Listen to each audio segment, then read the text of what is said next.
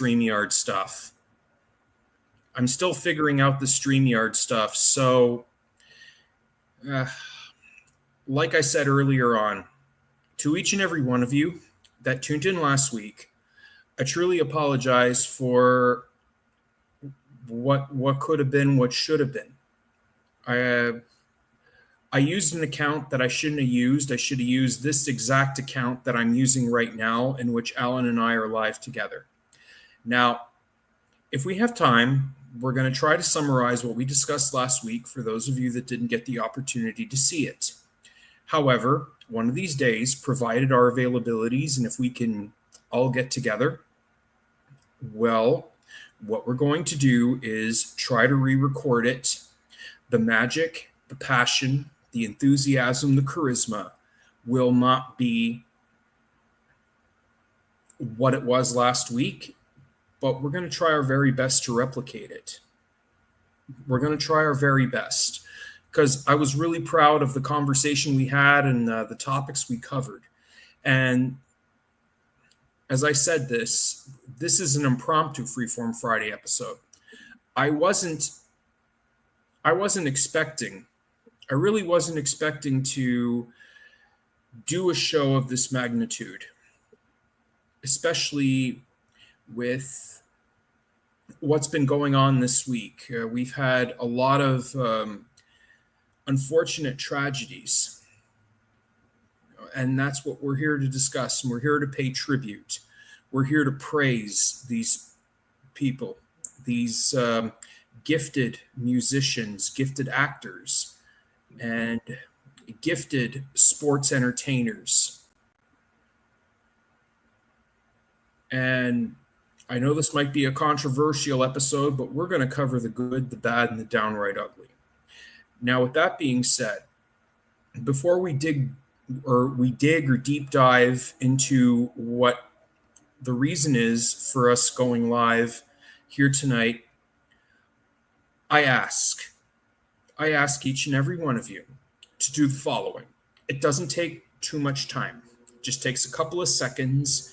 And if you like and if you enjoy the content that it is that I, let alone I and Alan, or any of my fellow collaborators or guests enjoy, please be sure to like and subscribe to our Triple F Freeform Friday YouTube channel. It goes a long way. A quick like and a quick subscribe goes a long, long way. And we're on our way right now. The goal is 1,000 subscribers. I know we can get there. I know we can get there, folks. I really know we can. It's going to take some time, but believe you me, we are going to get there. We really are. And having said that, Alan, what's going on, sir? How are you doing? Well, honestly, I'm a little somber, David. As you said, this wasn't exactly a planned out show that we were thinking about more than a week ago, because what we're going to talk about was not the case more than a week ago. But I'm pretty sullen. I'm pretty crestfallen. I can't believe what's happened. And even though it's not completely unexpected, it's still almost surreal, because the one I'm here to focus on, this is a man who vanquished Ugandan headhunters. He vanquished Mongolian killers. He vanquished 400-pound crushers. And, of course, the more famous ones of all, and guys who called themselves King Kong, guys who were magnificent, guys who were wonderful. He did it all. And I don't think we'd exist, probably, if it wasn't for someone like him. A truly unique individual, even though he encountered a lot of personal controversy in later years. That's happened to a lot of people who were, for some reason, want to stick around in the spotlight for whatever reason, but just cannot take away the 45, 50-year career of this behemoth of sports entertainment that we're going to talk about, among other things. Well, of course, there were a lot of sad passings, and some are not going to get the same recognition as two out of the four are. Of the link that I sent you, Alan, what did you have any particular words that you had to say towards our good? I wouldn't say he's our good friend, but he used to be on the Cosby Show, and he was famous for that, as well as the legendary musicians that also left us this week. But nobody's talking about that. Everybody's talking about two, mainly. Well, Okay, two if not three. yeah, and if you can remember back about 18 years ago, this is exactly what happened. When the Benoit tragedy happened, it totally overshadowed Sherry Martel's death and whatever else was going on at the time, and Right. Sherry's magnificent life got completely overshadowed because everybody was, the media was hyper focused on that tragedy. Now this is another type of tragedy, and the media is understandably very focused on it because it is what it is. But yeah, I think Malcolm Jamal Warner and that musician Paul, I forgot his last name now. Well, let me just go back and see what the notes were that I sent you. Um, we this is Freeform Friday. We do this on the fly.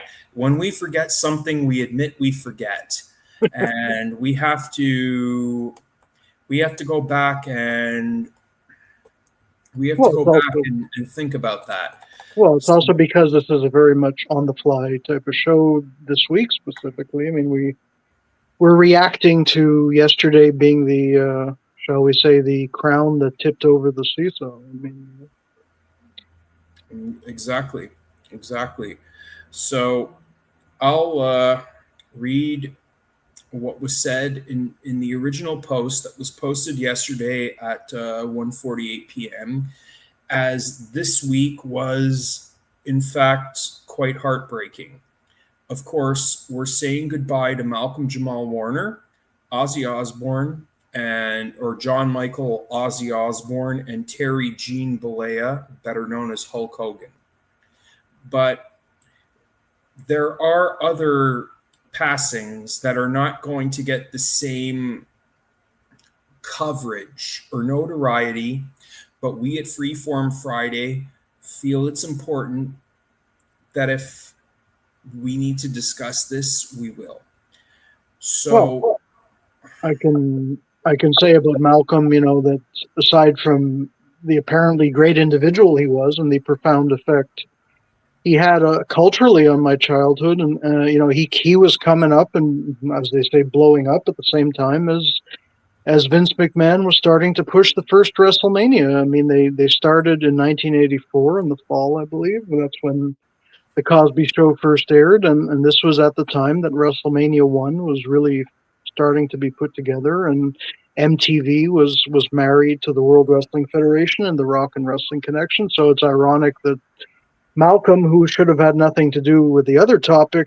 except for the unfortunate tragedy, well, he became huge at the same time that basically pro wrestling exploded. It was literally at the same period of time, and Malcolm was, I mean, just the show was groundbreaking. He was a really beloved guy with so many talents. He was musically gifted. He was creatively gifted. I know he loved to. I think he liked to write theatrical productions, if I'm not mistaken. He was a multi talented, diverse artistic talent, and of course an actor, obviously as well. And what part of whose '80s childhood was he not a part of? So I mean, it's tragic what happened, and it's tragic that his family thought he was going to have him. They were going to have him for decades to come, and then this happened. So ultimately a horrible tragedy that did not remind me of, in a way, what happened with Shad Gaspard several years ago. Just uh, going out to have something frolic in the ocean or the beach or the lake or whatever with your family, and then the next thing you know, something terrible happens. It's completely unexpected and completely awful, and just what can you say about it? It's so sad for his family, and a little tiny piece of my childhood certainly fragmented off there too. And despite the controversy the show has encountered in recent years, has nothing to do with Malcolm, and he's well, he was just completely an 80s teen icon for sure. Absolutely, absolutely. He was, he was a staple of the Cosby Show, which I also did watch. As a very young child, I didn't exactly understand what was going on or the jokes or what was being talked about, but I do remember it. I remember enough to remember to know, or remember enough to remember. Mhm. I'm just repeating the same word over and over again. It's that it was a hit television show, not just in the United States, but here in Canada as well. And it was one of the greatest, if I can find episodes of it, or if I could buy the entire series, I'm sure it's available, but it is nostalgia. It is part of American, if Yeah, not all cultures. It's part of all cultures, and it's one of the greatest, most brilliantly written shows of the 1980s. There are and other sitcoms we can sure. discuss and we can talk about it another time, but the Cosby Show was in a class of its own. Well, another parallel that might deserves to be mentioned here with Hogan and the Malcolm situation is that the Cosby Show helped revive NBC, which was a flag. It was a very much a not flagging. I don't know what the word is for it. It was not doing very well up until the Cosby Yeah. Show came along. They were desperately looking for something different to revive the network, which was getting thrashed compared to the other two. This was long before streaming and long before this. You only had three major American networks, not even Fox yet. So No. basically, so the Cosby Show helped really rise NBC and push it through the roof, just like the World Wrestling Federation helped, NBC in the strangest way of all, replacing Saturday Night Live every 6 weeks in 1985, and they wound up, beating the good ratings that Saturday Night Live had or the medium ratings that it had at that time. So NBC was really sitting pretty around this time because the Cosby Show helped elevate it from its previous sort of mediocre status quo to where it was launching. And the WWF helped them too at this time. So a little ironic tie between the two. Yeah. It's quite ironic because the Cosby Show would air on NBC. Saturday Night's Main Event would air on NBC in Late as an night. alternate to Saturday Night Live.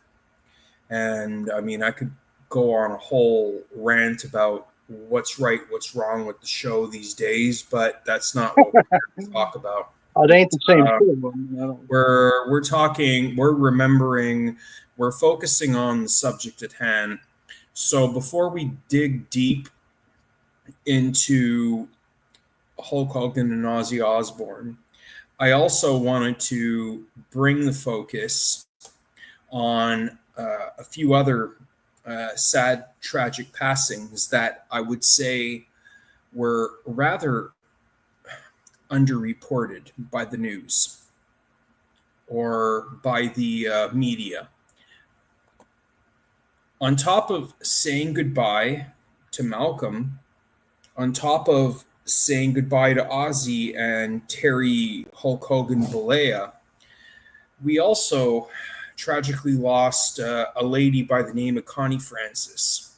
So, for those of you that don't know who Connie Francis is, Boy. she was one of the most iconic voices of the 20th century, leaving behind a legacy of classics like Where the Boys Are, Who's Sorry Now, and Lipstick on Your Collar.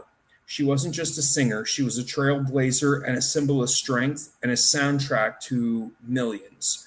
And her voice was instantly recognizable, her resilience, unforgettable.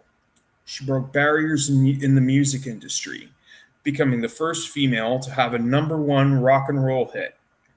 Her songs, her story, and her spirit will live on. Well, it will, and she also did some other great things in that regard. I mean, she recorded in other languages, which was probably somewhat unusual. She didn't only record in English; she recorded Italian albums and other languages too. And she had to battle, I believe, some serious mental health issues in her life, and she was a real champion of that. And just an incredible, at least unlike the others we're talking about, she really had a full lifespan. She was well into her 80s and getting to her late 80s gradually. And as tragic as it is, at least she lived life, a very unique life, and lived a full lifespan, really. I'm not quite familiar with her work, nor have I listened to it. But maybe after this broadcast, I will. I will do myself just that, as should each and every one of you. But whatever, I'm not going to impose um, other tastes in music to those that you know and you choose to stick to. So that is entirely up to you. Well, who else passed that was underreported? Chuck Mangione. So I didn't know. I did a little digging. So Chuck Mangione was considered, and again, I'm not one of these jazz, classical, or um, other musical genre purists, nor do I pretend to be. So Chuck Mangione was known or considered to be the virtuoso behind the flugelhorn, and he gave us instrumental beauty that could uplift spirits in calm storms. He had a hit song called "Feels So Good," and it was considered more than a song. It was an emotion, a moment frozen in time that will always echo in said hearts. Hmm, no. I'm not quite familiar with the work of Chuck Mangione. I mean, there was a time where I used to go to the jazz festival with my parents, and those were fun. Those were fun times back in them days, kids. I used to see all kinds of artists that you never heard of, or they would only play this one festival and they would never come here very often, such as Bobby McFerrin, even though Bobby McFerrin's come here a bunch of times, but I remember seeing him when I was 9 years old, and that was quite an interesting concert. The only thing that sticks out was when he had a bunch of people from the audience jump on stage and do like some kind of a cappella sound effect-ish type of rendition of a children's song, "Row, row, row your boat gently down the stream." Hmm, interesting. Sure, Fred Ottman would appreciate that. Oh, of course he would. Of course he would. And I've seen.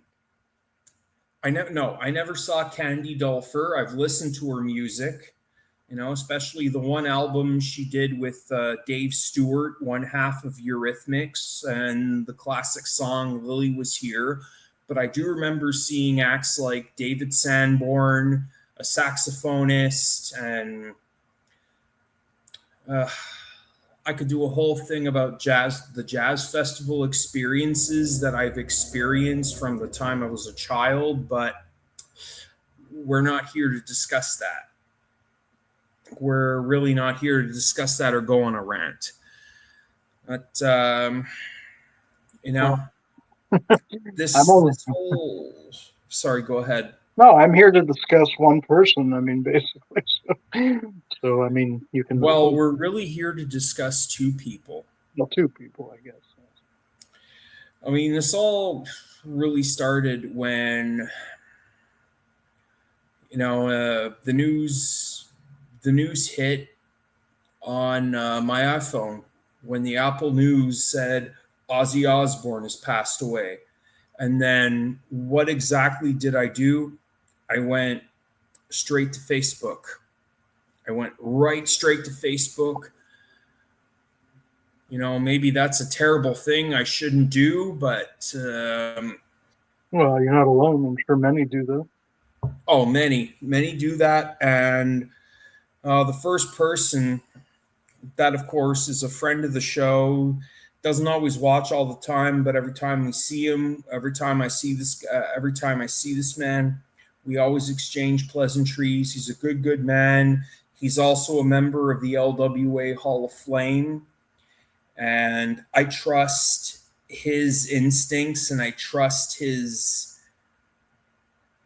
postings. I didn't want to say reporting, but postings, because neither one of us are actual certified broadcast journalists, but sometimes Facebook makes us citizen journalists, which used to be blogging, but you know something, Facebook has made us all more and more, some of us, me included, a citizen journalist, except I don't make any money off my journalism or citizen Oh, journalism. well, Bobby Heenan is my favorite broadcast journalist.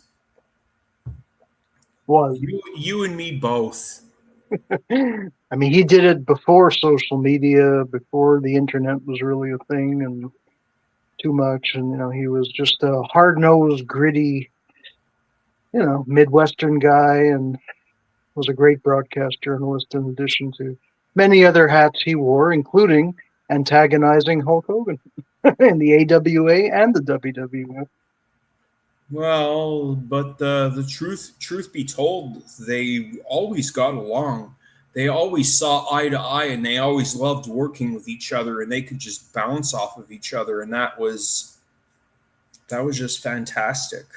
Oh, absolutely. It was like Abbott and Costello, or Yes. Gleason and Carney, or or whoever else you want to compare them to. So the first, I don't want to say shocker because that sounds so cliche and it sounds like a word that gets overused, especially in the modern verbal linguistic effluvia of people that are younger than the both of us. But this death really hit me hard.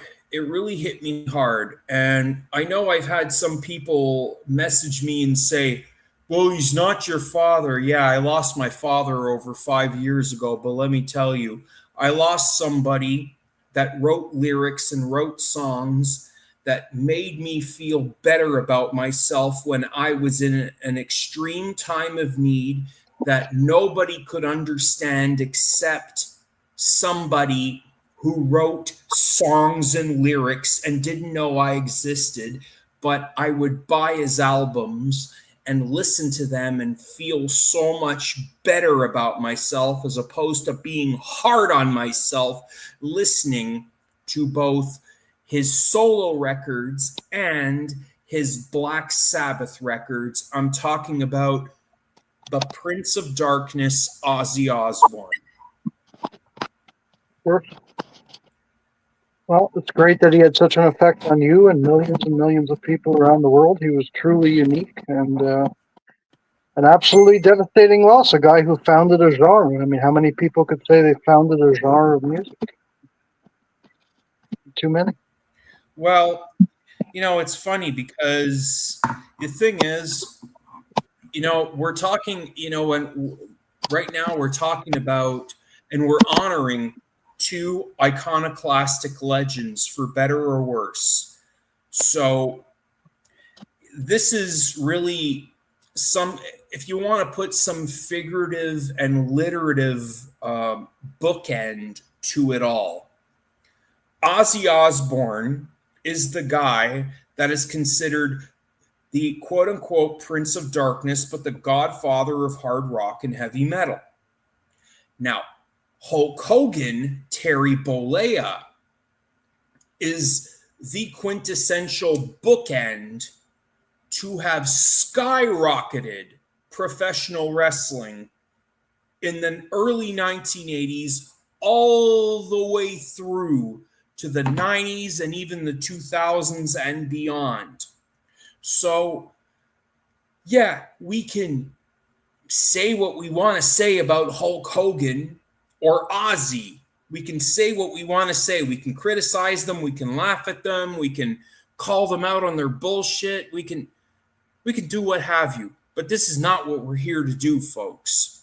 Yeah. We're here to honor two iconoclastic milestones. Because without Hulk Hogan, there would be no sports entertainment. There would not be the WWF or WWE juggernaut that it is today. And without Ozzy Osbourne, there would never be the genre that we all know as heavy metal. Well, I heard somebody say yesterday that imagine if the WWF had launched with somebody other than Hulk, if the other people that were rumored to be candidates for Vince McMahon to launch his promotion with, if it had been Kerry Von Erich, or it had been Dusty Rhodes, or it had been, God, our other names are failing me right now. I mean, we would not probably be in this, an industry that probably was taken to that level. I mean, they all had their gifts, but they all also had their weaknesses. I mean, Hogan was the absolute perfect individual, the perfect business savvy, and the perfect charisma, and the perfect persona, and just it's hard to imagine if it had been someone other than him to try to take wrestling national from its regional days. And of course, his appearance in the Rocky III movie basically launched him so far ahead of the other candidates anyway, that even if they would have agreed to it, well, they all had their own, reasons why it may not have worked as well. But there's literally nobody else. It's almost like with Ozzy. I mean, who else could have done that? I don't know if anybody could have. And there never will be another one of either. These are so unique, these two individuals, that you'll never see somebody like do exactly what they did. I mean, certainly the times and the circumstances and different things have also precluded that. But I mean, nobody all over the world says wrestling like Terry Bollea. I mean, you can talk about all the stuff. Absolutely. Yeah, I mean, you can talk about all the people that came before him and after him, and obviously there were many greats, from Bruno Sammartino to Stone Cold Steve Austin, etc. But I mean, there is only one Hulk, and he's the guy from Zambia to Sri Lanka that everybody knows and always will. Oh, yes. Hulk Hogan, I don't care how many people come and go, there will never be another Hulk Hogan ever. No, no. There will never be another Hulk Hogan. It really took a lot of people. Just like there's a lot of people that there will often replicated, but never will be duplicated.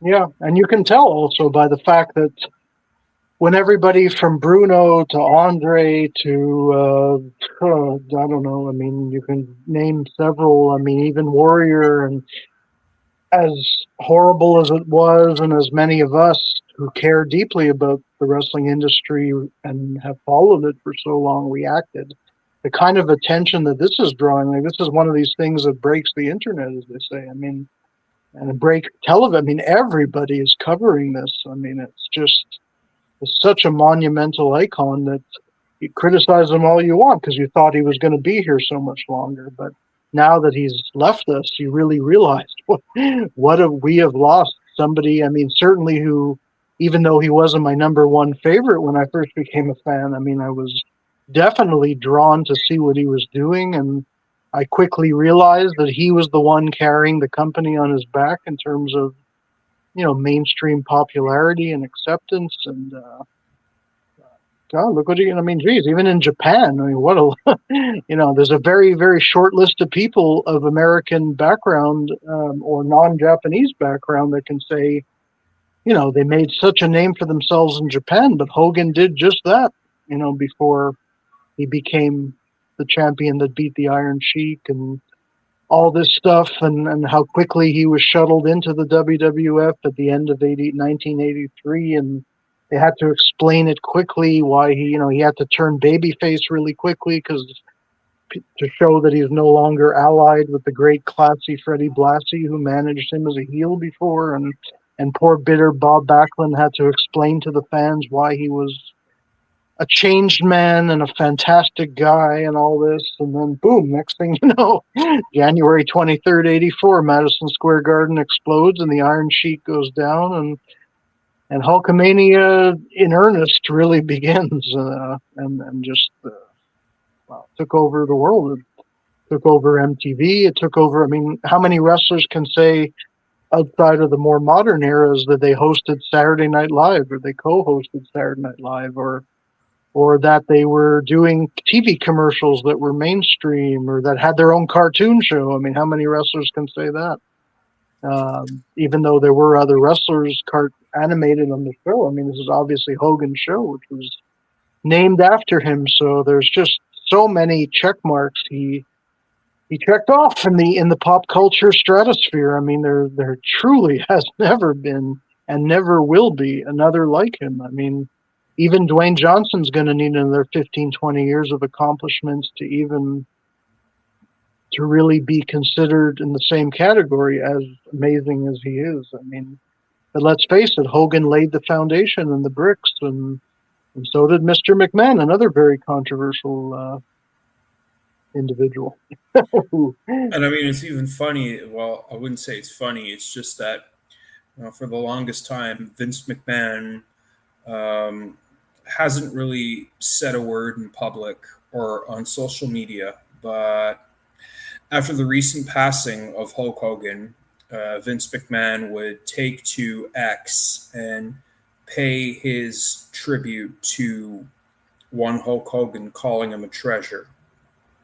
Yeah, it was really ironic too, because I mean, of course, it's absolutely true, but I mean, those two have had their falling out many, many times, and pretty severely at times. They had a very intense love-hate relationship, of course, and over the years, and I don't know what it was in more recent times. I mean, maybe it was good, but that's another reason I'm sad too, is not only because of the tremendous impact that Mr. Belia Hulk Hogan had, but the fact that he didn't really repair his relationships, didn't get a chance to with some people that now he can't, or some in the past have passed away before that could happen.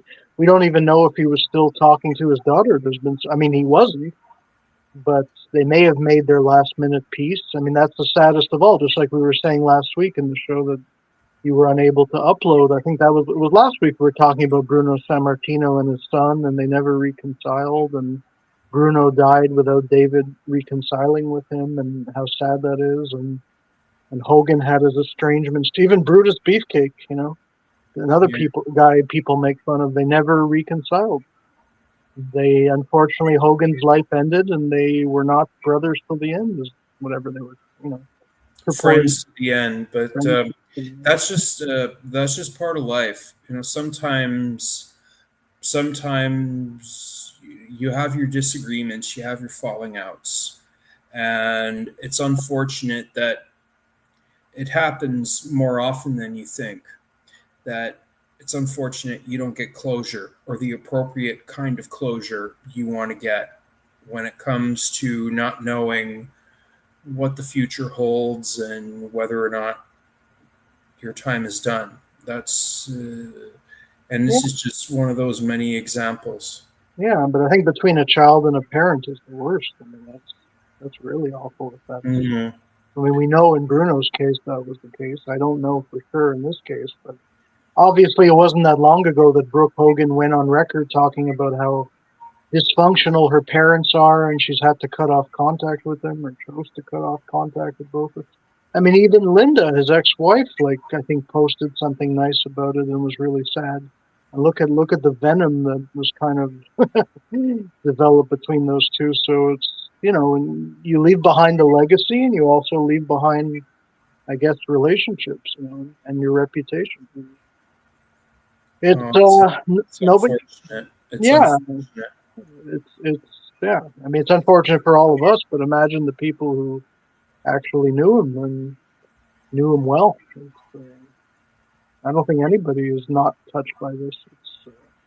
just like with Ozzy. I mean, how could you not be touched? And both of them, it wasn't that long ago, they appeared to be fully functional. That's the other thing. Whatever the rumors were about their health, I mean, both of them, Ozzy was just a few weeks off of that concert, and Hogan, it was only a month or so ago, he was busy promoting the amateur wrestling stuff with Eric Bischoff, and maybe 2 months ago now. And now that show has to, like, that whole thing has to kind of limp to not the finish line, I hope, for them, just the starting line. They have a big show next. I mean, it's just what a hole this leaves, and not the wrestling thing, the amateur wrestling, but it feels like a hole in the world has been left. Yeah, there definitely is a hole in the world this week.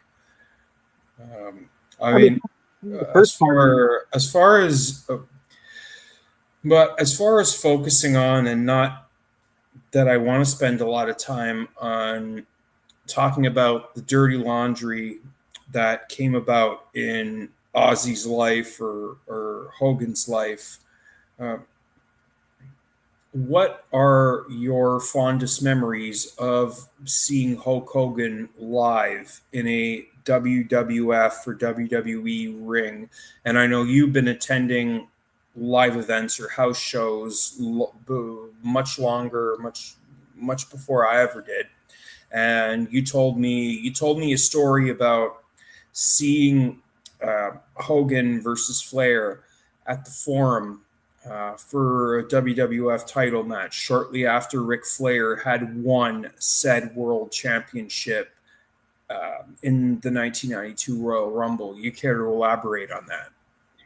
I do, but the very first thing I want to say to preface your question and the answer to it is that Hulk Hogan had a very special relationship with Montreal, and a lot of people may not know this, but this goes way back even before Hulkamania. One of the first Hogan-Andre matches happened here in Montreal back in 1980 for the predecessor to International Wrestling, which I believe was the Varussak Promotions, owned by Andre the Giant, Gino Brito, and first it wasn't Dino Bravo. I forgot who the first owner was. But actually, that's why they got the name Varussak, by the way, because Rusimov from Andre and Dino Bravo's, whatever. I don't know. It was before Dino Bravo. I think Dino Bravo later became an owner, I think. But you remember the famous Hogan-Andre match from Shea Stadium in 1980, right? I remember seeing it for the first time, and this is going way back. You had Best of Wrestling Gold back in the day when my father and I used to go to Plattsburgh every so often, and this is like the mid to late 1990s.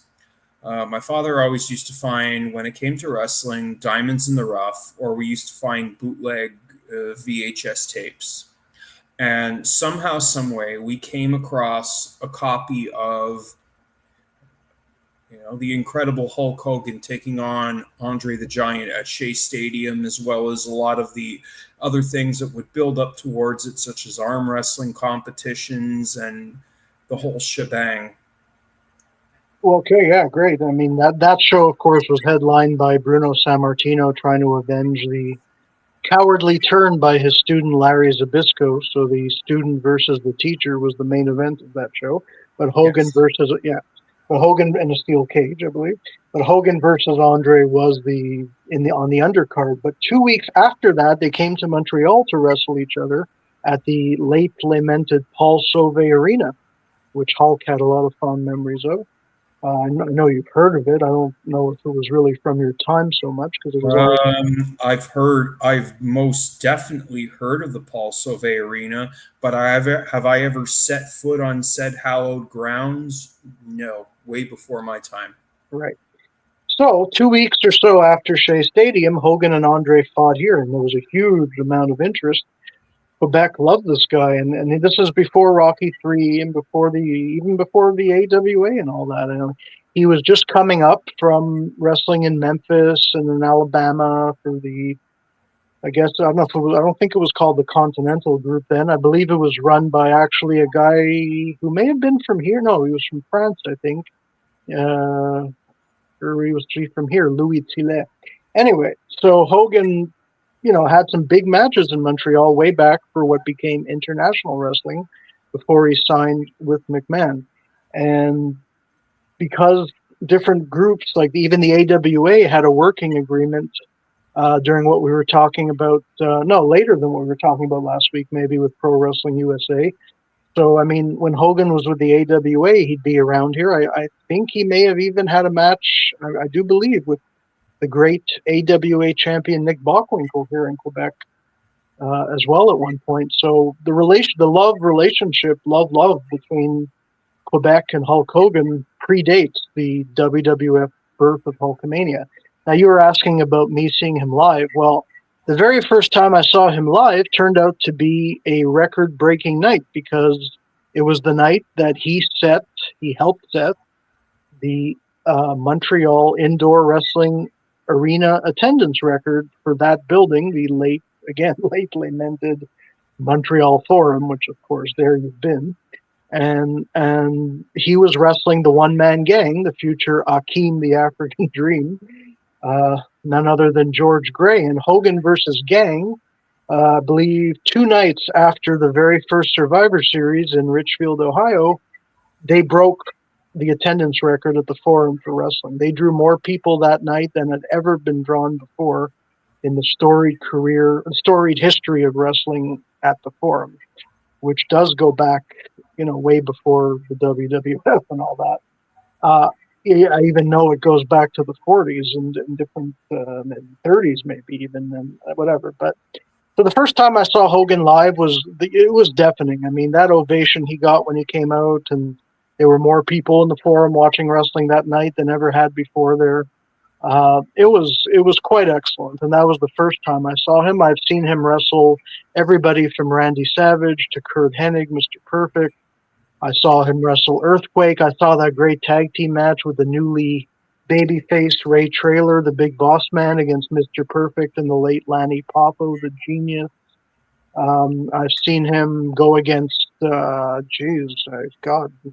think maybe Sergeant Slaughter at one point. And yes, the night you were talking about was the day after the Royal Rumble at the Knickerbocker Arena in Albany, when Ric Flair had emerged the winner of the Rumble, and that was the first time ever that the winner of the Rumble automatically became WWF champion, and that was Flair. And Flair and Hogan had already been scheduled to wrestle the next night here in Montreal, and I don't know how everybody at the Forum felt about it, but because I had been such an ardent follower of the NWA and Ric Flair's legacy and his career, so for me, I was on cloud 9. This was the ultimate dream match. This was bigger than the Road Warriors versus Demolition. This was bigger than just about anything you could think of to me. But in 1992, the way Flair had been shown on TV, and I know they'd already had some matches in California and other places, and it wasn't exactly, never mind setting the crowd on fire, they weren't even drawing the type of attendance that such a match would normally necessitate. So I knew that it didn't quite have the bluster that it otherwise would have, but I mean, the fan in me was absolutely riveted to see Hogan versus Flair live. Like, never mind that it would even occur, Hogan versus Flair, but I'm going to watch it like right in front of me. It was amazing. And I felt like even the WWF was undergoing a resurgence thanks to Flair, that there was a lot of hope on the horizon. Of course, a lot of the people that were packing the cards at this time, I think attendance was up in general around this time, but a lot of them, as 1992 would go on, and the steroid controversy, the sex scandal stuff, so a lot of those people would leave. So, I mean, 92 did not turn out to be quite the resurgence at all for the WWF. It was really the beginning of their downslide, totally. Their obvious downslide, which I feel started 2 years before. But yes, I got to see Hogan versus Flair live, and it was definitely quite exciting. And I don't think I saw him live again until he came to the Molson Center to wrestle Jacques Rougeau with WCW. That's when I actually met him. I met him actually sort of that period when I was at the press conference. I was there. I wasn't at the press conference. I was at said show. Now, this was a one-off show that was brought to you by Jacques Rougeau in collaboration with World Championship Wrestling. And the build up to, Jacques Rougeau versus Hulk Hogan was fantastic. And by the way, last night, Jacques Rougeau actually went live on. We've discussed this individual, and I'm sure he's going to be coming to Montreal if Paul Roma, since Paul Roma and Mario Mancini, which we can now discuss, which will be part of Slamfest on September the 20th at Hotel Ruby Foos. Get your tickets now, folks. If you want to buy your tickets, go to slamfest.ca and look at all the fun and exciting events, and what an event it's going to be.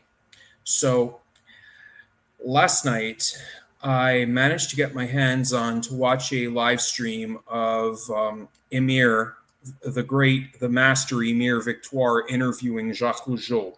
Now, this wasn't part of the Power and Glory podcast, which Emir usually does with Paul Roma and Mario Mancini. However, this was a bit of a one-on-one with Jacques. So Jacques, of course, talked about his current trials and tribulations, whether it's the unfortunate financial debt that he's gotten himself into, his wife battling cancer, and most importantly, he's there to honor Hulk Hogan. And I remember the build-up. I remember that show itself, which I even have on a bootleg 2-disc DVD copy. And by the way, if you want to purchase your copy, I am not being paid to say this, but I might as well give my good friend Peter Seacard, aka Video Pete, the publicity he deserves. Wrestling may not be his forte. However, if you are, or if any of you are looking to purchase your personal copy of the WCW show that would emulate from the then Molson Center, now Bell Center, in April of 1997, drop him a line. And while you're at it, visit his website, videopeats.ca. Videopeats, all one word, .ca. And if you want to communicate with Video Pete, you can email him, which is info@videopeats.ca. Peter Seacard, Video Pete, personalizes and specializes in predominantly hard rock and heavy metal concerts. Anything and everything from rare, obscure, never before heard, never to be seen again television performances, unreleased pro shots, state-of-the-art audience video. Wow, that's really impressive. Any band you could ever think of, from A to Z and beyond. We even get to the numerical status of bands that go by numbers and don't go by the letters of the alphabet. But one thing I motivated him to do, and you should all reach out to Peter Seacard, Video Pete, if you want your copy, which he does own, which I own, and which several people I know own, is the rare WCW Jacques Rougeau partnership at the Molson Center from April of 1997. Now, let me preface this. This is not a pro shot. This is a friend of his who was able to get a video camera in and record it somehow, some way. So don't expect sophisticated camera angles that you see when you watch Raw or SmackDown or any WWE premium live event or AEW, Ring of Honor, TNA, New Japan. It's just down and dirty, but it's well worth it. And I know I went off on a bit of a tangent, but we were going to talk about WCW and Jacques Rougeau's collaboration in April of 97. You had more of an in-depth look, or you experienced more than I ever could. So tell me about said build up or said involvement of the event? Because at the time you were still printing, writing, composing the Between the Ropes newsletter. Sure. Yeah, I mean that's how it happened because 2 years before, when Jacques Rougeau decided to start promoting on his own, my mentor in wrestling journalism for sure, had linked me up with Jacques, and whenever Jacques would do something like that, I mean he didn't forget me, and I got an invite to the press conference, and of course the show itself. And well, I was a little bit cynical too, because at this time I was co-running the independent WIW during that particular time period. And the reason I wanted to co-start WIW is because I'd grown very disenchanted with what was going on in the WWF and WCW. That a lot of the great stuff was either happening in ECW or on the independent wrestling scene in general. So that's why we decided to throw our hats in the ring. So it was a great honor. I mean, that Jacques contacted me for it. I was very excited because, I got to meet some people I wouldn't have otherwise met, which had been the case with Jacques as well before that. But I mean, yes, aside from how the build-up and how excited Montreal was, I mean, I was pretty down on WCW at this time. I was, despite its resurgence and great success with the NWO and the Cruiserweights and Hogan himself, and I hated the product so badly, and I hated I liked the excitement that they were causing with the Monday Night Wars and all that. That was very invigorating. But the actual product, I thought, other than some great talent they had, I mean, the booking was sometimes downright awful, even though the talent was always pretty amazing. I mean, it was so hokey at that. But this is the period where you're getting into Jay Leno and Dennis Rodman and Karl Malone, and you're starting to see the beginning of the trend that anybody can do this, which was a huge, obviously the celebrity rub was big and all that, and that's why they did it. But I mean, I was really it was one thing when you occasionally had a Lawrence Taylor or a Mr. T try to get in the ring and train seriously or seemingly train seriously. But I mean, this was the period where Eric Bischoff would accept anybody, to get involved with the product who was, so it was a real insult to the purist wrestling fan that I was. So I was excited for the spectacle. I was excited for the opportunity and just the idea that WCW was coming here, or at least to some extent, when else would I have seen Lex Luger in a WCW ring or Harlem Heat or whoever else was, the Giant, of course. But I mean, well, yeah, I was excited to be allowed a bit on the inside, but I was very disenchanted with where Bischoff had, and even Hulk had taken WCW. I mean, don't forget, this is already when the Hogan Butcher main event happened at Starrcade '94.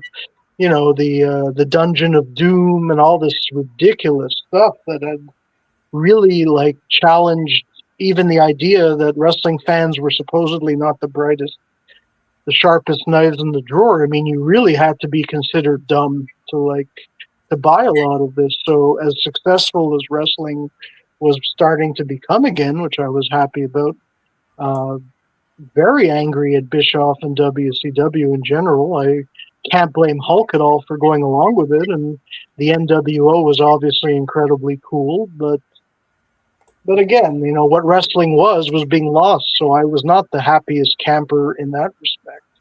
But yes, I knew it was a big deal, and I was very honored to be at least witnessing it. Yeah. Or another, to be witty, in the words of Bobby the Brain Heenan, you referred to not the sharpest knives in the drawer, but they were not the sharpest forks in the drawer. Yeah, which was, I think, Bobby's attitude toward Bischoff and WCW management, and maybe even some of the fans in general. I mean, I really didn't want to see John Tenta as the Shark, and I didn't want to see. I mean, not that WWF was always innocent of it, but at least they made an effort. Some, a lot of the time, this was no. I mean, well, I guess what I knew at the time was that yes, the gravy train is everybody's all excited, but I knew it wasn't going to last permanently. I knew that this was not a locomotive that was going to stay on the tracks for 20 years to come, and a lot of people that's how some people were actually angry at me for not being, like I was even down on Hogan versus Flair at Bash at the Beach '94, and people were like, "Oh my God, how could you say that?" And I was like, "Yeah, well, like 6-7 years too late. I mean, look what happened in '91, '92. And not to take anything away from those two guys, but and then the loser must retire thing with Flair, and it was all just bad. I mean, look, Jacques Rougeau himself outdrew Halloween Havoc '94 the same weekend with his retirement match that the Hogan versus Flair Somebody Must Retire Halloween Havoc pay-per-view did. I mean, they only drew 6,000, 7,000, 8,000 to the Detroit, I guess, the Joe Louis Arena. But Yeah, the Joe here, Louis Arena. And Jacques Rougeau versus PCO drew a packed house. So, Jacques, you got that one on Hogan. yeah, I mean, not that, and again, this is nothing, no disparagement at all meant. How can you blame Hogan? I mean, the guy was doing Thunder in Paradise and had a bad relationship with the WWF at that point, and there were the scandals. How can you blame him for taking this amazing deal with Turner Broadcast? He wasn't even paid on the WCW payroll. His salary was written off in the Turner books, like. So that wasn't even included in WCW expenditures, though they paid him huge amounts of money to be there and do that. And the rest, as they say, is history. Yeah. Uh, Does anybody for remember Thunder in Paradise, by the way, speaking of that? I never, I wouldn't say, I couldn't say I ever really watched a full episode of Thunder in Paradise.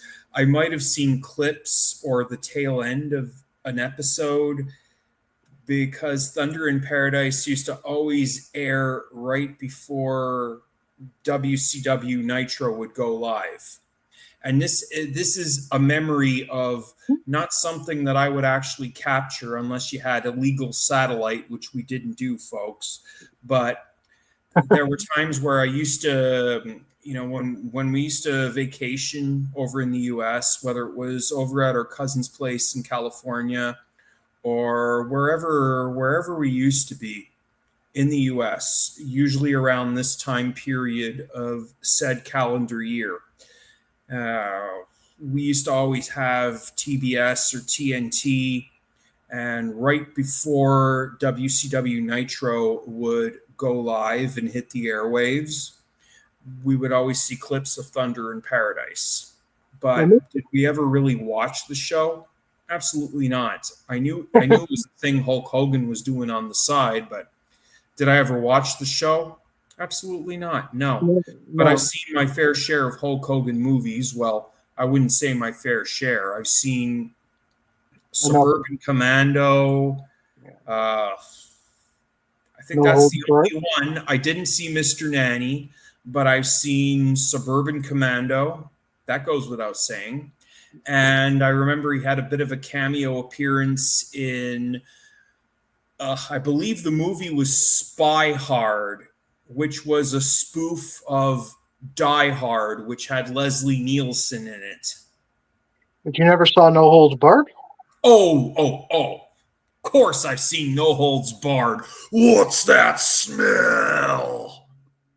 I was going to say it would be pure sacrilege if you hadn't, but what you said about Thunder in Paradise is a little confusing to me because maybe they were showing reruns, but if I'm not mistaken, Thunder in Paradise was already off the air by the time Nitro started. It was.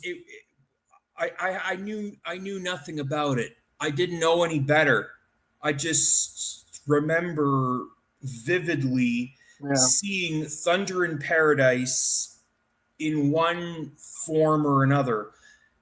We didn't get Thunder in Paradise here in Montreal. Maybe if you had a legal satellite, if you even cared to watch the show. It's just my recollections were these reruns would always air right before Nitro were to go live.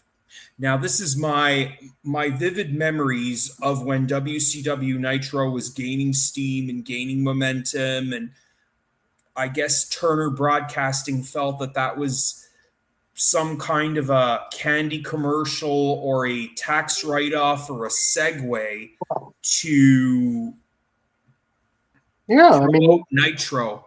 well, why not? Of course. So what better lead-in than Hulk Hogan? But I'd like to. I don't even know if they're all still alive, but I'd like to give a little shout out to Carol Alt and Chris Lemon, who worked with Hogan on that show. And if they are still alive, I wonder if what their thoughts were on, because they worked closely with Hogan for a year or two there on that show. And Carol Alt, of course, was a famous model, I believe, and Chris Lemon. Well, I don't know what he's famous for these over the years, but he's a working actor, or was, and there's a forgotten Hogan vehicle besides American Gladiators, the reboot, and besides whatever else he done Santa with Muscles, the movie there. I think he did the. Never saw it and don't care to see it.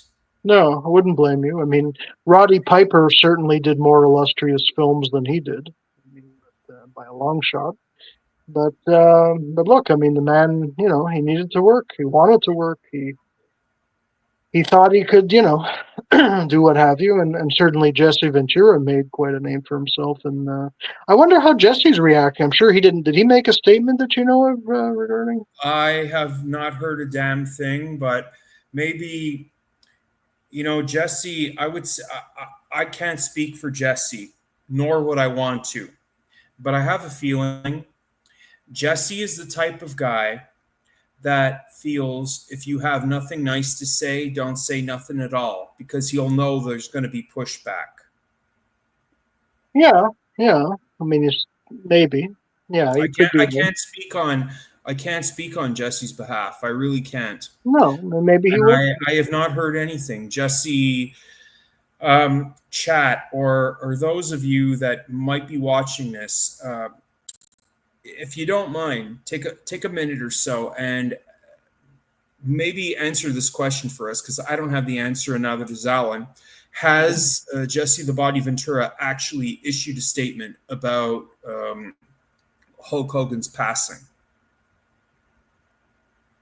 I don't know. Yeah, and I don't know if I ever would have thought years ago that everybody from Jesse to Vince and all them would actually outlive. I mean, I was always hoping Jesse would have a long life, but I mean, it just seemed that it's just so odd. Like it just, almost like with Ozzy too. Like I mean, Ozzy has a connection to wrestling, of course, as well. Interestingly enough, with Hogan's sworn enemies, the British Bulldogs of all people. Well, so we're going to segue.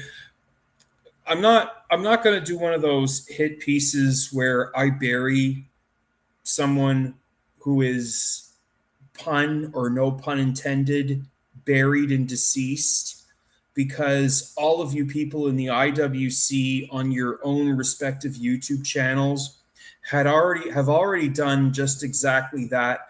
So I'm not going to reiterate nor regurgitate what is said or what has been discussed, because it's been done, and there's no point in wasting my voice or wasting any of your guys' time or any of our time regurgitating something that has already been said and is already available for those of you that wish to view it.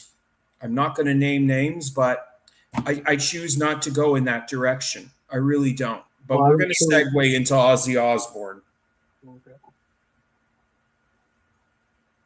Alan, I'm sorry. Did you have something you wanted to add? Oh, I just didn't know what you were referring to in your previous comments. No, what I'm referring to in my previous comments is that there have been several YouTube videos. There have been several videos or opinions from varietous content creators. I mean, we're a spoke on the wheel, and there are bigger content creators than us, and they've already talked about the good, the bad, and the downright ugly about Hulk Hogan. I just choose not to go down this route. I really No, don't, because that's I don't feel it's appropriate in doing so. We've had our fun, we've had our humorous moments. Some of you found it funny, others didn't. It is what it is, and I just feel that the circumstances are inappropriate in going in said direction. I totally agree. I mean, and how could we? I mean, just when I was watching Ric Flair bawl his eyes out yesterday, I mean, that's genuine emotion. I mean, who cares what the nuances? I mean, none of us are flawless, beings, and no, of course I want to stick to the positive. As a matter of fact, I even wanted to emphasize the relationship that Hulk had with Quebec, where he was absolutely beloved.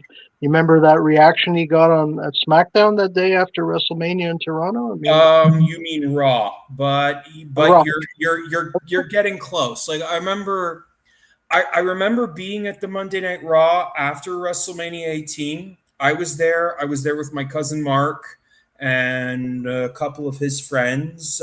We had a pretty good time, and it was an amazing night, and one I will never forget, which is where Hulk Hogan had just turned babyface once again, and the NWO had, I guess you could say, fractured, and the main event was The Rock and Hulk Hogan versus Scott Hall and Kevin Nash.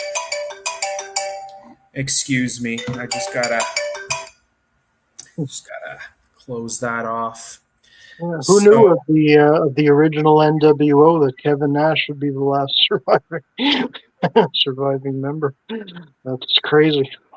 yeah, it He's the guy amazes me. who he's It the guy who really didn't amazes expect me. to live a long life. I mean, he's the oldest member in his own family. If he had a reunion, he said, of his extended family, he'd be the oldest one there. There's a huge streak of people dying young. His poor son, of course, what a tragedy. But I mean, who knew that Kevin Nash would outlive the rest of the original NWO? Just surreal, absolutely surreal. No, exactly, exactly.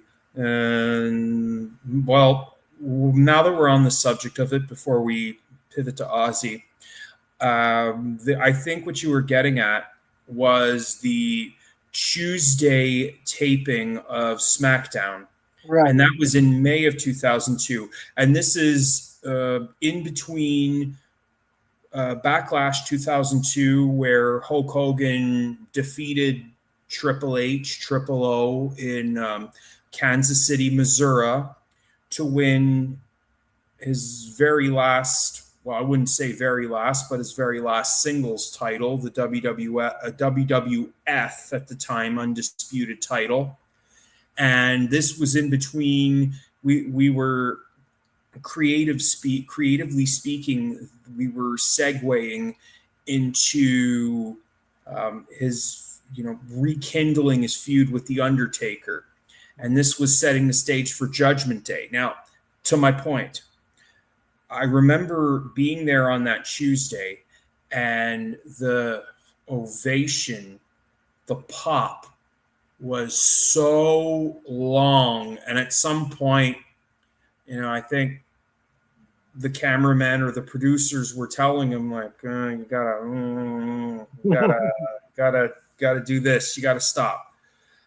And that was quite a memorable evening. yeah, It was quite a memorable evening, and I would again see Hulk Hogan versus The Rock at No Way Out 2003.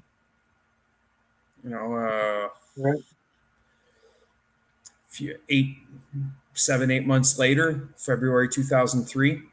And then Hogan would, in 2003, after the whole Mr. America debacle, would leave the WWE only to be inducted and to return in 2005 to be inducted into the WWE Hall of Fame. And I remember, as a main event, you had your Kurt Angle versus Hulk Hogan, but then you had a dark match, a 6-man tag, and it was, trying to remember here. You had Batista, you had Hulk Hogan, and I can't remember who the third babyface was, but it was against JBL, Shawn Michaels, and Kurt Angle. Hmm. I'm trying to remember. Was it no? I don't think it was John Cena because John Cena was still on SmackDown. Interesting.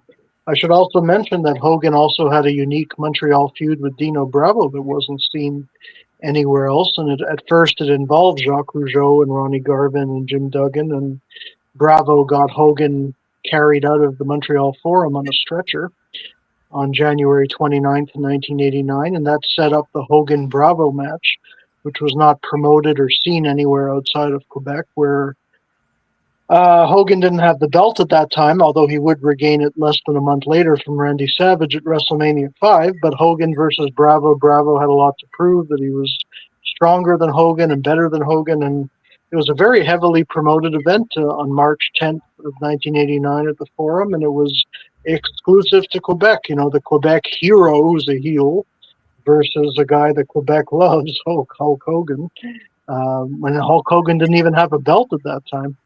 You know, this is right when he had come back from filming No Holds Barred and was already in the midst. The Mega Power meltdown had already happened in February on the main event on NBC. Speaking of NBC, and Hogan versus Bravo was a very unique program that was self-contained within Montreal. Just random mention, but I think it's worth mentioning because it was very unique to Quebec, as Hogan was, even in a way. Beloved here. Very much so. Very much so. So we're gonna remember or look back and remember one Ozzy Osbourne. This was news that broke, and it really, I wouldn't say it affected me deeply. We knew it was coming. We knew it was coming, but we didn't think it would be so sudden. And this would have been shortly after Ozzy reunited with Black Sabbath one final time and did a shortened Black Sabbath set as well as a solo set, and to finally put a bow on a historic career that traces your way back almost 50 years. Wow, I mean, isn't it more than that even? He started in like around 68, 70. 70 was his... He dabbled in other, he's dabbled in other bands. Before Black Sabbath was Black Sabbath, they were first called the Polka Tulk Blues Band, and then they would change their name to Earth. And that name didn't last very long because there was another band called Earth, and they were more on the folkier side. And Black Sabbath was taken from a Boris Karloff movie. And it was, if I remember Geezer Butler saying, it amazes me that people spend money to be scared shitless or scared out of their wits. Well, he's right. It's amazing that we like that, but a lot of people like it. Oh, people are very amazed by it. So, of course, Black Sabbath would emanate in 1967, 1968, but it's approximately 50 years, almost 5 decades of a historic career. Well, even more, though. When do you consider the career to have started? 70? Well, you can go back to the first gigs that Black Sabbath ever played, which were 1967, 68, from doing blues covers or doing random covers as well as their own original songs. The very first Black Sabbath LP would be released in the UK in 1969, but North America, the United States and Canada, would not receive it until 1970. So isn't that almost 60 years? 60 years then, isn't it? Yeah. Yeah, 50. I mean, 60 years. Excuse me. I got my math. My math was a little incorrect there. I was never your Steiner math. It's okay. It's your Steiner math. It's okay. Yeah, it's my Steiner math. I'm not. Maybe if I ever went to Ancestry.com, or if I went to one of those sites where you find your family roots or your lineage. My math is so deplorable. It wouldn't surprise me if I was related to the Steiners, because you do know Steiner math, 2 + 2 = 5. Exactly. Having said that, go to Ancestry.com. They're an unofficial sponsor of Freeform Friday. I just pivot and just make an ass of myself and just say something comedic and just go and show you my wit and wisdom of how I can advertise. And by the way, if you ever do want to advertise on our show, and if you want to be a sponsor, you got a lot of guts in doing that. But reach out to me privately and go to my personal Facebook page, David Buchanan. Just look me up. You see this ugly mug, and I have my email address, which would be where you would propose or pitch business inquiries. So let's go back to Black Sabbath and talking about their career. So we were talking 1969, 1970. So those were two pivotal years. And Paranoid would come out in 1970 in the UK, but would not see the light of day till around late 1970, early 1971 in North America. Yep. And boy, what an impact it made. It changed a generation. It created what is known as heavy metal music. There are people that say the first ever heavy metal band, and I won't go as far as to say I'll fist fight you over it, but Black Sabbath is, without a shadow of a doubt, the first ever quintessential heavy metal band. I know I've heard your arguments about Led Zeppelin, Deep Purple, Blue Cheer, da da da, blah blah blah, ga ga ga ga. But Black Sabbath was the first ever heavy metal band that ever lived and will ever exist. And they really signified that the 60s were indeed over. Well, the funny thing is, when Black Sabbath would release what would be their first studio album in 3.5 decades, since 1978's ill-received Never Say Die, 13 would be released in 2013. And one of the points I want to get across is by 1969 and 1970, as you just said, the 60s were over. The quintessential 60s band, the Beatles, were on the verge of disbanding, but Black Sabbath would carry the flag into battle and create a genre onto itself, as well as create a new generation of music. Yep, and the world would never be the same. I mean, by 69, you already had the Altamore incident, I believe it's called. And, Altamont with the Rolling Stones in not Golden Gate Park, but a park adjacent from Golden Gate Park in San Francisco, where the Rolling Stones hired a bunch of Hell's Angels to pose as security. Yeah, I think I was mixing it up with Tony Altamore, the guy that was in the Sicilians tag team with Captain Lou Albano. That's why I called it Altamore instead of Tony Altamore. I think he trained Paul Roma, actually, if I'm not mistaken. Was he one of the guys that trained Paul Roma? That's a good question, which I don't have the answer to. But hey, if you want to come over to Slamfest, September the 20th at Ruby Foos over on DeCary Boulevard, a hop, skip, and a jump away from Orange Julep, you can do just that. And you can ask Paul Roma that exact same question. Yeah, that's it.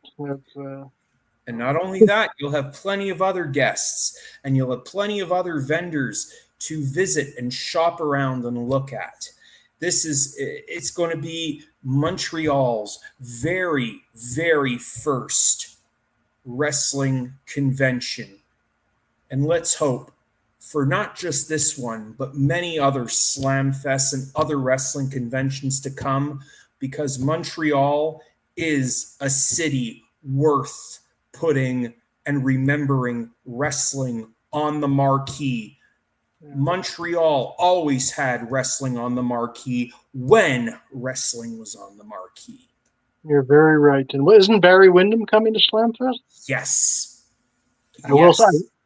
Barry Windham, Bruce Hart, of course, the brother of Bret the Hitman Hart, will be there at Slamfest at Ruby Foos.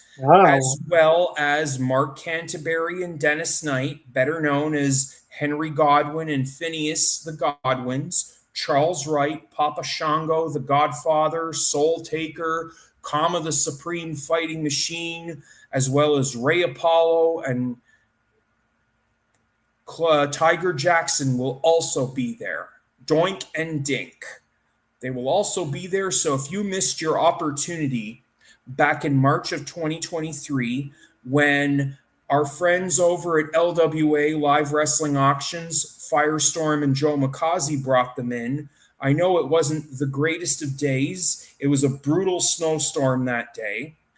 And better weather ahead. So if you missed your opportunity to meet Doink and Dink, the time is now. Indeed it is. And, I was just having this random memory of when Barry Windham debuted as the Widowmaker in the late spring of 1989 in the WWF. As a badass heel, he took the opportunity to even threaten Hulk Hogan and say that even Hulk Hogan wasn't safe from the hands of the Widowmaker. And this was Barry Windham in his short-lived stint, which didn't last too long because of his father and brother's legal trouble, which would have reflected badly on the WWF. So Barry Windham's stint didn't last too long here, but there was some talk that he could be a challenger to Hogan, who I was just saying before had regained his world title for his second reign. And I, for one, wouldn't have minded of seeing Hogan versus the Widowmaker, though it didn't happen. Hogan versus Barry Windham was a real possibility in the summer and fall of 1989. What could have been? What could have been? Indeed. Yeah. What are your, pivoting back to the life and legacy of Ozzy Osbourne, what are your memories of seeing the Prince of Darkness live, if you do remember any one of said experiences? I can tell you various stories of my own. Well, I got the opportunity to see him live on 2 occasions, and it was pretty always magnificent. Somebody who'd been through a lot and whatever, he was still just a magnificent performer who had the crowd eating out of the palm of his proverbial hand, and just knowing you were seeing Ozzy Osbourne.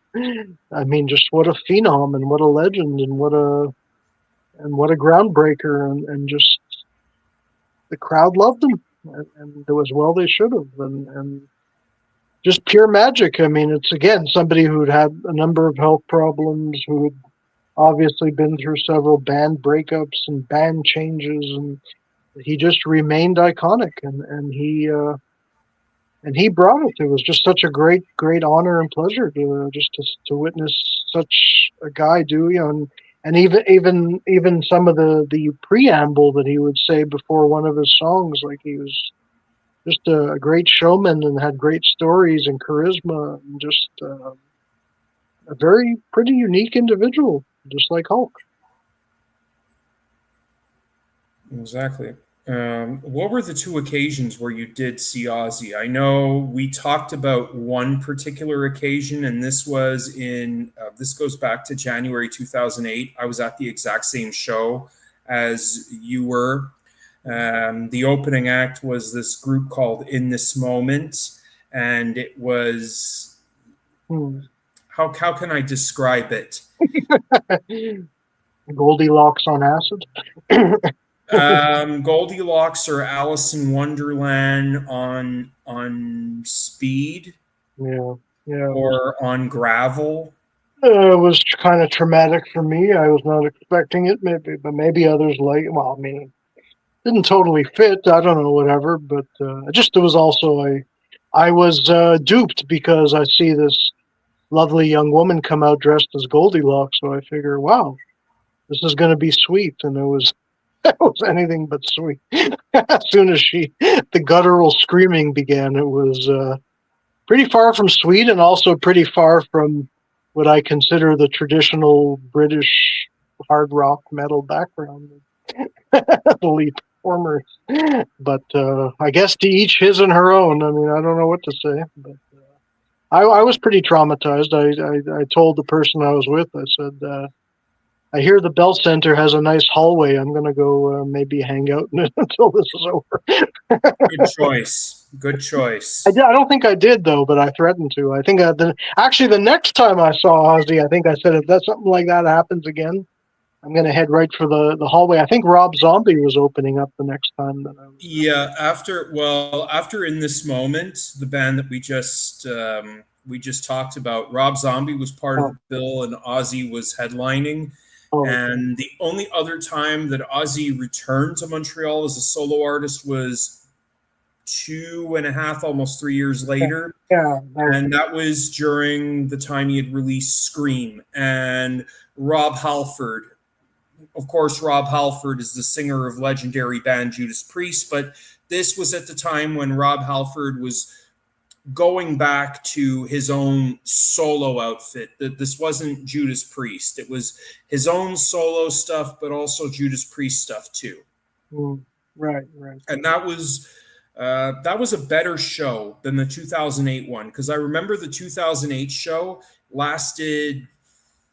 It didn't even last 90 minutes. It didn't even last the duration of what this recording has lasted. It lasted maybe 65 minutes and the show is over. It's like, what? That's it? And I got Goldilocks on acid and speed. Yeah. Oh, yes. Well, I mean, I don't remember all the semantics. I mean, but I no, I do remember thinking. I think the second time I did have it was much more electric. Pardon the pun. And it was a lot longer and a lot better. And this Yeah. was one of the rare occasions, because more often than not, when I seen Ozzy solo in 2002, 2003, 2008, so 3 out of 4 times it was with Zakk Wylde on guitar. Mm. And in 2010, it was one of the very rare occasions, and this is after Zakk was kicked out of the band due to his own personal demons and substance abuse issues. And I mean, we joked about this one on one, that when Ozzy Osbourne tells you that you have a drinking problem, you have a problem. And this was during a very brief stint where Zakk Wylde was removed from the band. I didn't like the way that Sharon and the way the Osbourne camp went about it, because this is one of those things where normally when you get rid of somebody, you normally give them a phone call, send them an email. None of that was done. The way that Zakk Wylde found out that he was released or let go from Ozzy's band was by reading about it on the internet Oh, without his consultation. oh, geez. Huh. Well, it's happened in wrestling many times. It's very sad that Sharon and company were behind that. Like in wrestling, when you stop being called to the TV tapings and stuff, you just start to figure it out eventually. But nobody's talked to you. And at that time, after Zakk's departure, we got to see Gus G, who is a talented guitar player in his own right, a member of a band called Firewind. Never really caught wind, pun intended. But it was a special concert that holds I wouldn't say holds a place in my heart, but it's one of those I would say between the 2003 performance of Ozzy that I saw the day before the Grand Prix, and Ozzy was there during Grand Prix weekend. He was actually at the race the following day. But between that concert and the 2010 concert, those are the two longest concerts I recall being performed, which would last anywhere between 2.5 to 3 hours. And a lot of songs that had not been played in a long time were played. And the 2010 concert stands out in that sense because it was the first time that I, in person, ever heard Shot in the Dark live, which was never played at other concerts, or a deep track or a fan favorite from the Ultimate Sin album, which Shot in the Dark is also on, Killer of Giants. Right. So those two moments are, it might be little and insignificant to most of you, but that was really what stood out about those two concerts, because they were long. Ozzy was in fine form, and he was just in good shape, and he just was ready to go. And he wasn't tired, he wasn't fed up. It wasn't one of those things where when I saw Black Sabbath for the first time, or Ozzy solo in 2002 for the first time, where allegedly or possibly he was not feeling well, whether it was due to illness, not enough, or too many substances in the system. But he always gave it his all. I've seen some very good performances, and I especially loved the Black Sabbath performances. 1999, I wouldn't say left a bit of a sour note in my mouth, but looking back, Ozzy was not in the best form, but he showed up and he performed. Fast forward, say about 15 years later, this was when After 13 had just been released in 2013. The same night as the provincial elections in 2014, Black Sabbath was playing the Bell Center with, I believe, Rain Wolf as the opening act. And they went on and played 2 hours. And I remember going there with my father, and we both really enjoyed it. We really enjoyed it. And about a year and a half later, when we saw the one of many farewell tours, The End, it's funny because when I first saw Sabbath in 99, that tour was supposed to be a farewell tour called The Last Supper. And they had t-shirts parodying or caricaturing the biblical Last Supper with Jesus and his 12 apostles. And then in 2016, it was The End. So, bravo, marketing geniuses. Bravo, marketing geniuses, to make us want to come and see so many farewell tours. But Kiss has that mastered. And believe you me, there'll be many more reunions. I don't know about reunions, but there'll be continuous farewell tours. I can guarantee you that, which I will not be attending, and neither should any of you. Well, may Ozzy rest in peace, just like Hulk and Malcolm and the others. May Ozzy rest in peace. Now, rest assured, this is not the end, because I know Sharon Osbourne, the shrewd businesswoman that she is. Rest assured, folks, I'm telling you this now. I'm sure Eddie Trunk has already talked about this. Maybe you don't know who Eddie Trunk is. You don't listen to him. I sure do. He's never talked about this, but I will bring this up. And remember, when this comes around, I hope you remember this broadcast. And rest assured, this is going to happen. Sharon Osbourne is not going to stop here. this might be the end where the physical human being, John Michael Ozzy Osbourne, has left this earth, but his legacy will remain. I have a feeling, I have a hunch, and I have a theory that Sharon Osbourne will have an Ozzy Osbourne, maybe even a Randy Rhoads hologram ready to go. However, in order to have a Randy Rhoads hologram, that requires permission and consent from Randy Rhoads' family and estate. And I'm sure they're not going to sign off on it, but I'm sure if you give them the traditional showbiz ointment known as money, I'm sure they'll agree. But maybe they have higher morals and higher values than Mrs. Sharon Osbourne. Well, it's like producing a hologram of Dusty Rhodes and expecting the American dream to get.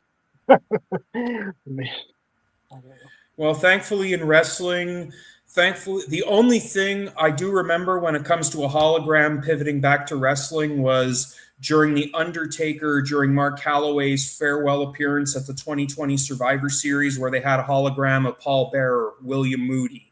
yes. That's the only time I ever recall World Wrestling Entertainment using a hologram, or for that matter, any form of professional wrestling or sports entertainment. But in the music business, it's a thing. It's not talked about, but I'm going to talk about it right now. And if you don't believe me, look it up on YouTube. You've got Roy Orbison, you've got Ronnie James Dio, you have Frank Zappa, you've had Tupac or Tupac Shakur, you've had Michael Jackson, and probably most likely Elvis Presley, and Ozzy Osbourne will also be on that list in order for the money to continue to generate off of his legacy. Doesn't fit right. Doesn't sound right to me. But what do I know? Okay.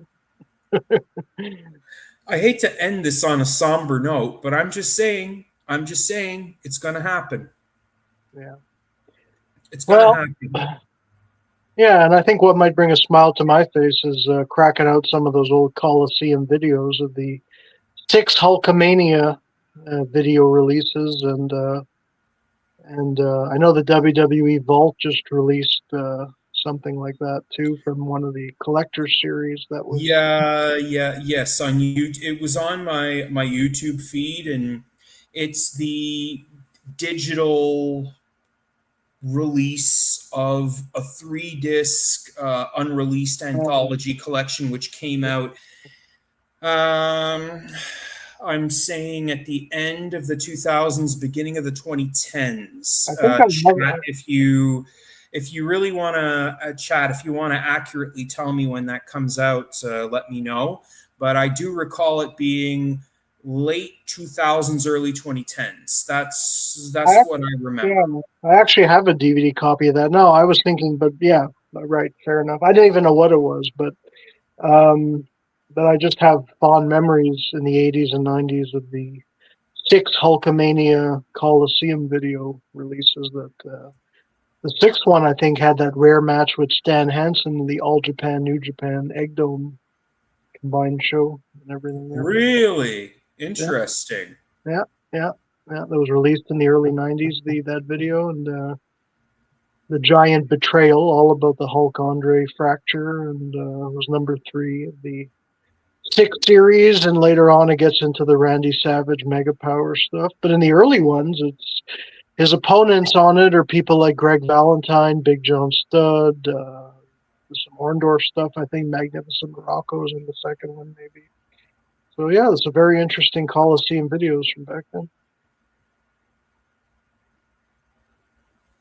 Yeah, it is worth looking for. It is worth looking for, whether you just want to display the video cassettes or if you still have access to a fully functioning VCR, pop them in the VCR and reflect back on better times. And I think on that's that note, we've had quite the evening. We've had a lot to talk about. I guess you could say we each equally did quite a lot of talking.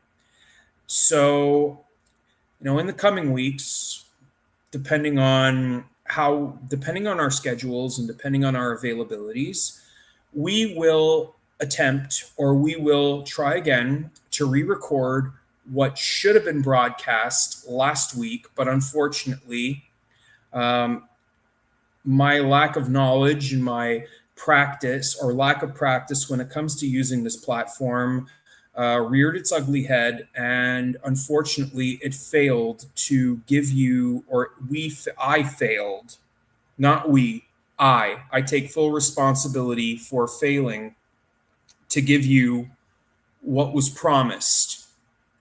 But we can always remember, now that the issue has been seen, or now the issue is understood, and we know where we need to pivot moving forward, we are going to move forward in a different direction. And I said this at the top of the broadcast, and I'm going to say this yet again. If you do like what you see, if you like the content that is provided on Triple F Freeform Friday, please, it only takes a few seconds. Like, subscribe, and join in on the fun. It helps each and every one of us that contribute to this channel, not just me, but Alan Greenberg and my good friend Steve Wilson, otherwise known as Steve Rockamaniac. It helps each and every one of us.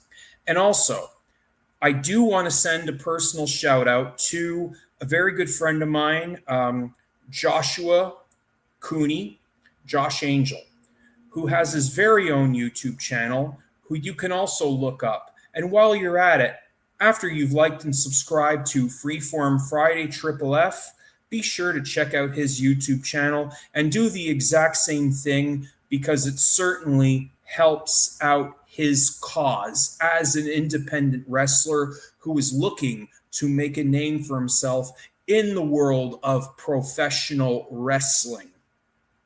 Absolutely. So I recommend everybody now also take out their foam fingers, their helmet with the fist on it, and celebrate the reason we are wrestling fans today is because of the work of men like Hulk Hogan and everything they did, and the reason people are heavy metal fans, for the work that Ozzy did, and onward, and we continue with their legacies very much in mind and in our hearts. Yes. And I will say this. Without Hulk Hogan, without Vince McMahon, even though they're both controversial in their own right. Now, let me say this.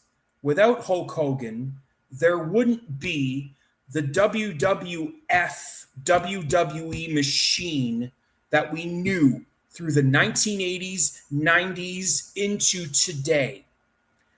Hulk Hogan is the reason why we talk professional wrestling. Not just us, but everybody that has grown up as a fan and has taken upon themselves to be their own content creators. Amen. He is the reason why we are having this conversation to this day. Why we are wrestling fans. And Ozzy Osbourne is the exact same thing. Ozzy Osbourne was an icon as a singer of Black Sabbath throughout the late 1960s until 1979, but would reinvent himself as one of, if not the greatest, icons of rock and roll and heavy metal music that would define a decade known as the 1980s as well as the 1990s and beyond. We are here to honor their legacies and honor their positive contributions to the world of entertainment, professional wrestling, music, call it what you will. We are not here to be negative, and we are not here to put them down. We want to focus on the absolute positive contribution that they gave us. Yes, absolutely. May their memories be a blessing. Absolutely. So, on that note, we're going to end things here tonight. I want to thank each and every one of you for tuning in. Hopefully, you'll tune into this sooner rather than later. This will be on Facebook and will be on YouTube. And as I've reminded you, if you like what you see, please be sure to share, like, comment, and subscribe. It goes a long way.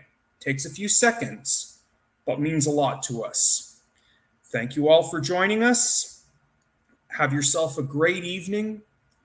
Take care of yourselves and each other. Love one another. And we'll see you all next time.